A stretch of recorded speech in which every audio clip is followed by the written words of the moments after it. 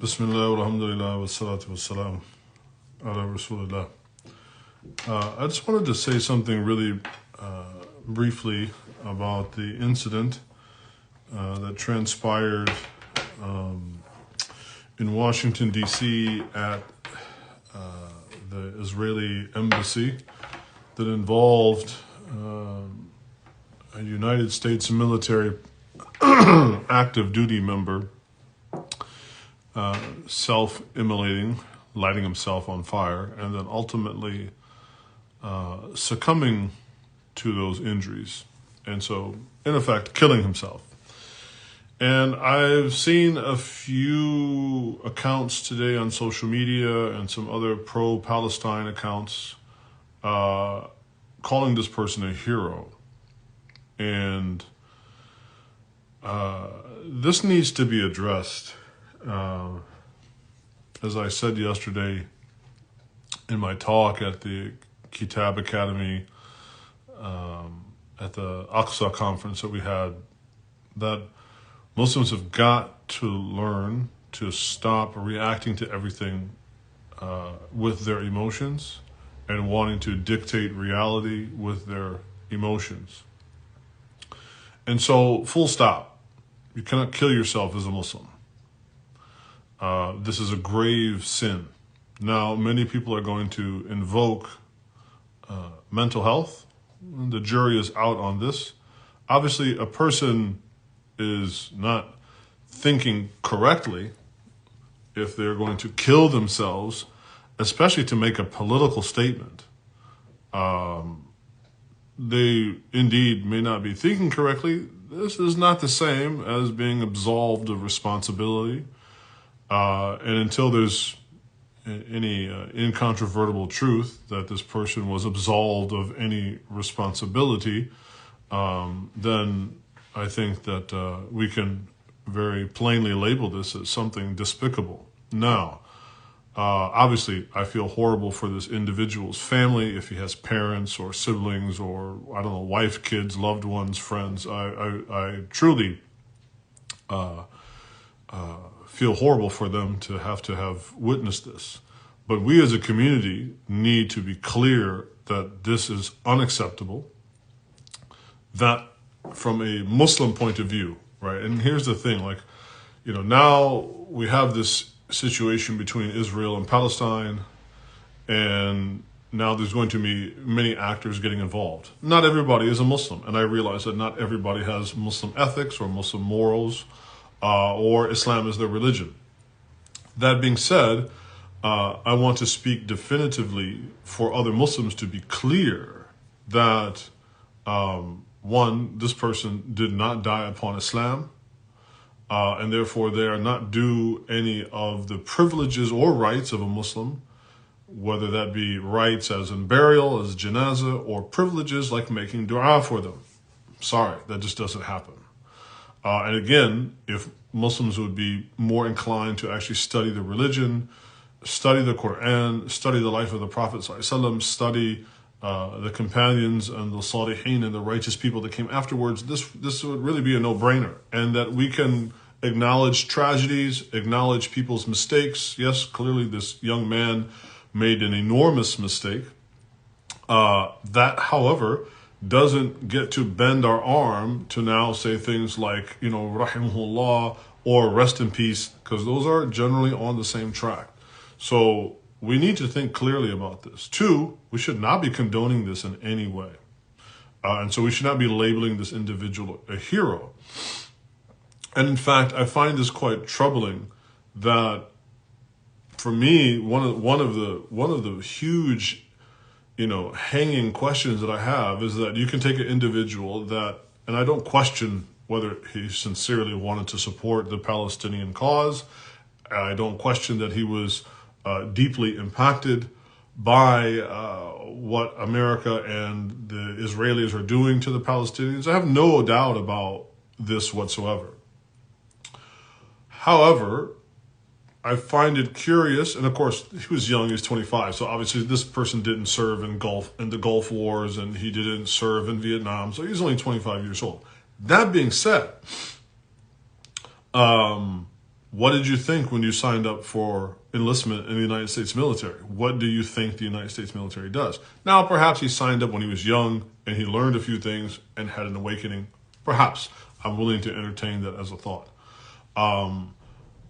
That being said, the people who are actually being devastated by what's going on over there, aka the Palestinians, we don't find them, despite the atrocities being committed against them. We don't actually find the Palestinians themselves lighting themselves on fire, either out of desperation to leave this life, or either out of desperation to send a political message.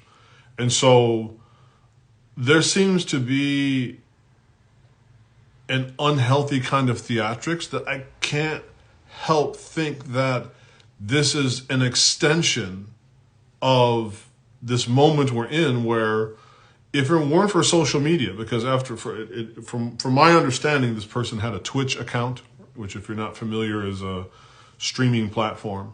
So this person, live streamed themselves walking up, and then obviously what they did, lighting themselves on fire. And so would this person have done the same act if it wasn't for social media? And you kind of wonder, is this, if this is where we're headed, or rather, obviously, if this is where we're at, then even more emphatically, we as Muslims need to double down and say that this is immoral. And we don't want this kind. If this is the support that you have to offer the Muslims, and even though I'm not Palestinian, I'm going to speak here on behalf, right? Because at the same time, I'm being called in to support the Palestinians, which is a quasi-Muslim issue. Not entirety, because obviously not all Palestinians are Muslim, but a vast majority. So we don't need this kind of support for what's going on, for a number of reasons. One, we only want to do things that are legitimate in the sight of God. We only want to do things that are going to be legitimate in the sight of Allah subhanahu wa ta'ala. And this ain't it. Two, we don't actually want theatrics to distract from what's going on. And so, of course, the massive machinery of mainstream media is going to spin this, and they're going to talk about, this is what you get, or this is the absurd conclusion that you get with wokeism, and on and on. And so at the end of the day, this person's intention apparently to bring to light what's going on over in Gaza is actually just going to now steal the light from that, shine it on himself temporarily, and then in another couple days, it'll get spun back out into the ether and probably forgotten. So again, self-immolation is impermissible. And in fact, we know in Islam, it is not permissible to punish with fire. So let alone to kill oneself, right? If a person commits a crime, they can be punished through various means, but one of them is not with fire. And so I'm deeply disturbed. Again, not saying a lot, but my feeling is that there have been a few accounts that have made this kind of commentary, calling him a hero and thank you for your service. And they equated to this gentleman that killed himself to a young lady many years ago that was run over by a bulldozer. Well, that was a young girl that was out there protesting, and her intention, from what we can ascertain, was not to be run over by the bulldozer. She didn't throw herself in front of it as a act of immolation. No, she was just run over by these maniacs in Israel. So equating those two is also those are two separate cases. But we need to be emphatic that this is not the kind of support we're looking for. We don't need people to do this. And because ultimately, particularly from the Muslim position, we understand that whatever the Israelis do to the Palestinians or to anybody else, even to other Israeli citizens that stand up and they're, punishing, whatever they do, they will face ultimate and final justice for it on the day of judgment. And that is sufficient for us. Of course, we would like to see them punished now. We would like to see the ceasefire. We would love to see Netanyahu, face the kind of justice that a criminal and a killer and a murderous thug would face. Of course, we would love to see those things. But we will not have a temper tantrum, and we will not make insufficient Allah's plan of how He decides on His own timeline of how He will mete out that justice. We will not be impatient in that and attempt to sort of rush upon the day of judgment and do something as absolutely insane as killing ourselves. So we need to be clear about this and unequivocal, and we need to also, since we're always so worried about our public image, this is one we definitely need to make clear about. And I'm not talking about that worrying about, somebody drawing a line between this and suicide bombing. I'm just saying that suicide in Islam is a major sin. It is impermissible. And therefore, we don't have any wiggle room or any ground to stand upon to not be clear and decisive and definitive of how we speak on this. And if you, for some reason, are not clear about this, فَاسْأَلُوا أَهْلَ الذِّكْرِ إِن كُنْتُمْ لَا تَعْلَمُونَ. Then go ask somebody of knowledge so that they can explain it to you. So I just wanted to speak on that because, again, I saw on Twitter and Instagram and a few other places today, I'm like, are you kidding me? Somehow we're going to, and again, I don't know the people behind all these accounts. Again, I don't know if they're Muslim or whatnot, but unequivocally, from the Islamic point of view, we should not be, saying things like, we appreciate your sacrifice. No.